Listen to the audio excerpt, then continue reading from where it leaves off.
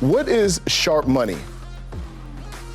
So sharp money is usually referred to bets placed by professional handicappers. Usually they wager a really large amount, large enough to move the line or total. Nice. So how do you use sharp money? How do you use this information when you are gambling?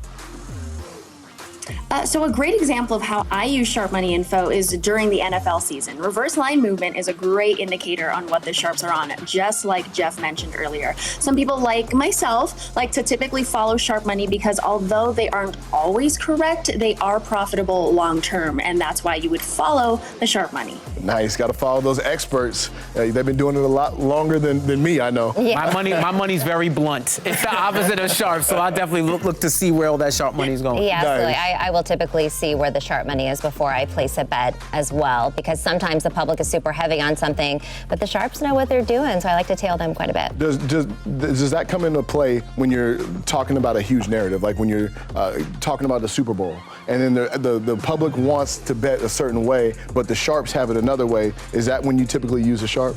Yeah, I mean, I will say the sharps aren't always right. Sometimes the public is right. So, I mean, nobody knows exactly what's going on, but I do think when there's a huge discrepancy when what the public is doing versus what the sharps are doing, I tend to lead towards the sharps because, look, I mean, they're professionals. They do this for a living. They make a lot of money, and they have the power to sway, you know, the point spread and get the books to change their numbers. So I typically, but also they kind of fake you out sometimes. There is that, but yeah, I typically go with the sharps. March Madness is a good indicator too, because I'm figuring a lot of these pro bettors are watching all these college games, and they know what they've gone through all the permutations, all the calculations, and they're putting their money where they think it's going to hit. And like Katie said, they're not perfect, but they may have more knowledge than you have. So it's definitely one indicator of many to see where your money should go.